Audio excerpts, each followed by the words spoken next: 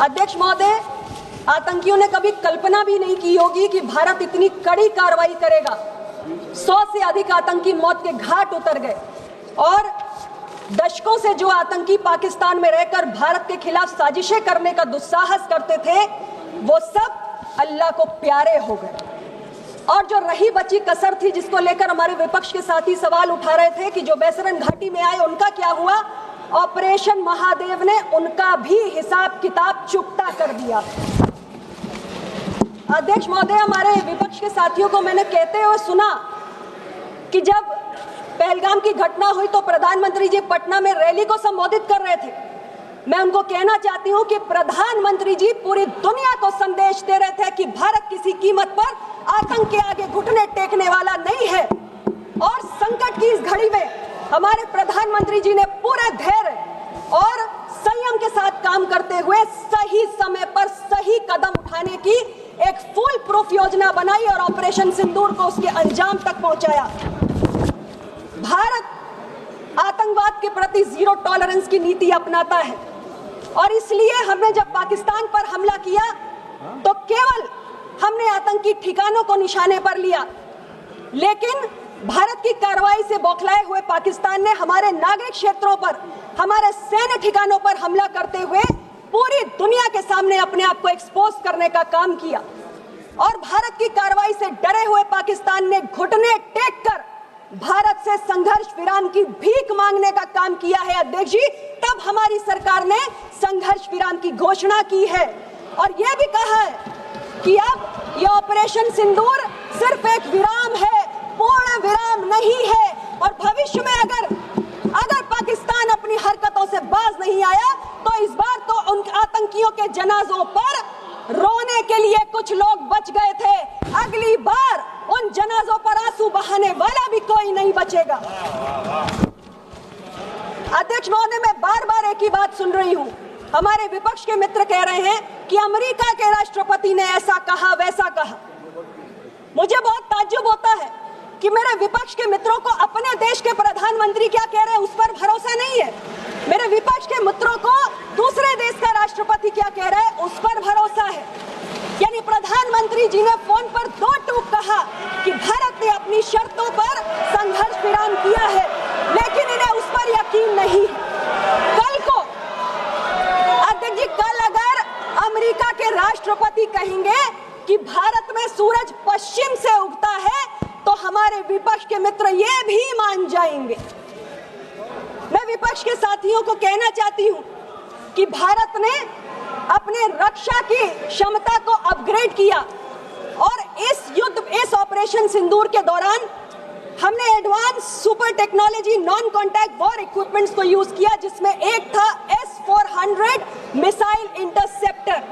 अध्यक्ष जी, इसका supplier Russia है और मैं विपक्ष के मित्रों से कहना चाहती हूं कि अमेरिका ने हमें टेक्नोलॉजिकल सैंक्शंस की धमकी भी दे डाली और कहा कि भारत इसको ना खरीदे, लेकिन ये देश के प्रधानमंत्री श्री नरेंद्र मोदी हैं जिन्होंने कहा कि देश की रक्षा के साथ किसी भी प्रकार का कोई समझौता नहीं होगा, किसी के दबाव में आने वाली ये सरकार नहीं है। और हमने S-400 को खरीदा, ऑपरेशन सिंदूर को उसके अंजाम तक पहुंचाने में इसने एक महत्वपूर्ण भूमिका निभाने का काम किया है। अध्यक्ष जी, मैं बार बार अपने विपक्ष के मित्रों से सुन रही हूं, वो कह रहे हैं कि विदेश नीति फेल हो गई। ये किसकी भाषा है? ये भाषा पाकिस्तान की है।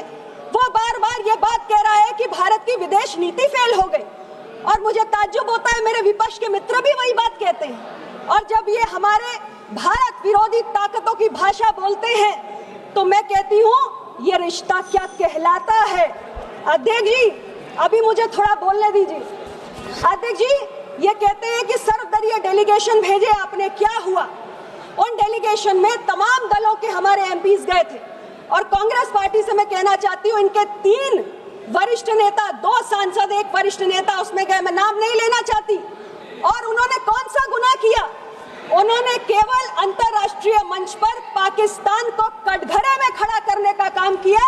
भारत की जो टेररिज्म के खिलाफ नीति है उससे दुनिया को अवगत कराया, लेकिन इन्होंने अपने उन तीनों नेताओं की लानत मलामत करके रख दी। आज इन्होंने उनको किनारे लगा दिया, इनके एक नेता मौन हो गए। एक नेता कहते हैं कि भारत का रहने वाला हूं, भारत की बात सुनाता हूं, और एक नेता कहते हैं is it so difficult to be patriotic in this country. ये हालात है इस कांग्रेस पार्टी के अध्यक्ष जी।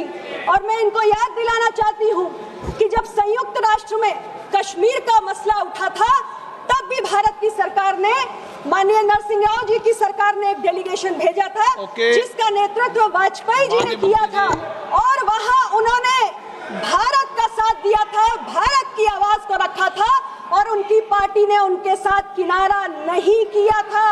ये हमारी विदेश नीति है। और मैं अपने विपक्ष के साथियों से कहना चाहती हूँ अध्यक्ष जी कि जिस विदेश नीति के फेल होने की बात आप कर रहे हैं, उसी के चलते टीआरएफ जैसी संस्था को प्रतिबंधित किया गया है, उसे ग्लोबल टेररिस्ट ऑर्गेनाइजेशन घोषित किया गया। अध्यक्ष जी 5 मिनट, 5 मिनट अध्यक्ष जी 5 मिनट नहीं, मैं जरूरी बात कह रही हूँ अध्यक्ष जी। समापन करना है तो करिए, नहीं मैं नाम बुलाता हूँ। 5 मिनट अध्यक्ष जी। आप समापन करना है तो करिए अध्यक्ष जी 5 मिनट, 5 मिनट, अच्छा 3 मिनट आप समापन कर दीजिए। 3 मिनट समापन कर दीजिए आप, 1 मिनट अध्यक्ष जी समापन कर दीजिए आप। अध्यक्ष जी मैं ये कहना चाहती हूँ कि आज विदेश नीति पर सवाल उठाते हुए हमारे विपक्ष की नेता ने कहा कि जब 2008 में मुंबई में आतंकी हमला हुआ, उन्होंने तमाम तरीके की बातें कही, लेकिन उन्होंने ये नहीं कहा कि इस हमले के बाद दोनों देशों के प्रधानमंत्रियों ने जॉइंट स्टेटमेंट जारी किया और पाकिस्तान को आतंकवाद का पीड़ित देश घोषित करने का काम इन्होंने किया, इनकी सरकार ने किया। और विदेश नीति पर सवाल उठाने वाले लोग आज ये भी कहते हैं कि भारत और बांग्लादेश की सीमा पर फेंसिंग नहीं होनी चाहिए, क्योंकि अगर फेंसिंग हो गई तो दोनों देशों के बीच के रिश्ते खराब हो जाएंगे। मुझे नहीं मालूम कि हमारे विपक्ष के साथी कौन सी विदेश नीति इस देश के अंदर लागू करना चाहते हैं। अध्यक्ष महोदय, हमारे प्रधानमंत्री जी ने 73 देशों की यात्राएं करके जो भारत की ब्रांडिंग की है, ये उसका नतीजा है कि दुनिया के तमाम देश आज भारत के साथ खड़े हुए हैं। भारत आज केवल सुनने वाला देश नहीं है, भारत आज बोलने और नेतृत्व करने वाला देश है। ये आपकी विदेश नीति थी जिसमें पीओके का एक बड़ा हिस्सा चीन के पास चला गया, लेकिन ये हमारी सरकार है जिसने ऑपरेशन सिंदूर को जलाकर पाकिस्तान को और पूरी दुनिया को आतंकवाद के खिलाफ भारत की जीरो टॉलरेंस की नीति से अवगत कराने का काम। श्री राहुल गांधी जी,